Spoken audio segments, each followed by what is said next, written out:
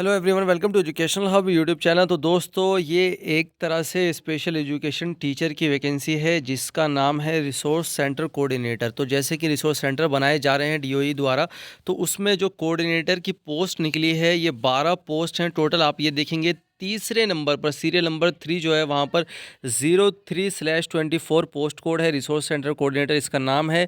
और जो डिपार्टमेंट है डायरेक्टरेट ऑफ एजुकेशन है, ग्रुप जो है ये बी हो जाता है। तो यहाँ पर आप देखेंगे जनरल की 7, ओबीसी की 3, एससी की 1, एसटी की यहाँ कोई वैकेंसी नहीं है, ईडब्ल्यूएस की 1 वैकेंसी है और टोटल हो जाती है 12। अब दोस्तों, यहाँ पर हम आगे चलते हैं कि क्या इसमें एलिजिबिलिटी चाहिए। आगे आप नीचे देखेंगे तो जैसे आया की भी निकली हुई है, कुक और कुक मेल फीमेल दोनों की निकली हुई है, वुमेन इन चाइल्ड डेवलपमेंट, इस तरह से आप देख सकते हैं।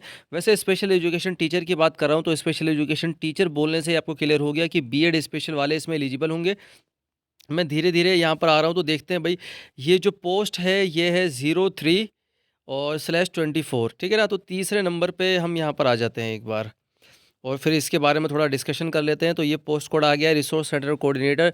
डिपार्टमेंट मैंने आपको बता दिया है, पोस्ट कितनी है वो मैंने यहाँ पर क्लियर कर दी है। एजुकेशनल क्वालिफिकेशन क्या-क्या चाहिए वो थोड़ा-सा पढ़ लेते हैं। देखो दोस्तों, यहाँ पर सबसे पहले आपके पास एमए की डिग्री या एमएससी की डिग्री या एमकॉम की डिग्री होनी चाहिए। Masters degree from recognised university, कहीं से भी आपने किसी भी रिकॉग्नाइज्ड यूनिवर्सिटी से कर रखी हो, एमए कर रखी हो, एमकॉम कर रखी हो, एमएससी कर रखी हो। तो उसके बाद क्या-क्या चाहिए देखो, उसके बाद या तो फिर बीएड स्पेशल आपने कर रखा हो, वो भी किसी भी स्ट्रीम या किसी भी फील्ड में, जैसे कि आईडी, एचआई, वीआई, एसडी किसी में भी।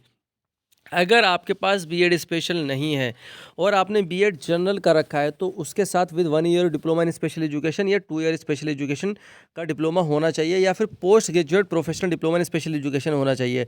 अब दोस्तों, कुछ लोग कहेंगे कि 1 year diploma in special education ये कब होता है, तो ये 2012 से पहले में भी जितना मुझे अंदाज़ा है, क्योंकि जो टीचर्स हमें पढ़ाते थे डिप्लोमा में, मेरा डिप्लोमा बैच 2014-16 था, तो जो हमें पढ़ाते थे उस टाइम पर 1 साल का डिप्लोमा था स्पेशल एजुकेशन का, तो ये उन लोगों के लिए चांस है।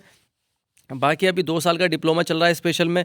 तो जैसा मैं बता ही चुका हूँ कि दिल्ली में अगर आपने बीएड जनरल कर रखी हो और 2 साल का स्पेशल का डिप्लोमा कर रखा हो तो आप स्पेशल के इक्विवेलेंट हो जाते हैं। उसके बाद भाई बीएड जनरल या फिर पोस्ट ग्रेजुएट प्रोफेशनल सर्टिफिकेट हो स्पेशल एजुकेशन में, यहाँ पर डिप्लोमा वालों का कोई काम नहीं है। मैं क्लियर कर रहा हूँ, डिप्लोमा स्पेशल एजुकेशन किसी भी उसमें कर रखा हो कोई काम नहीं है उनका।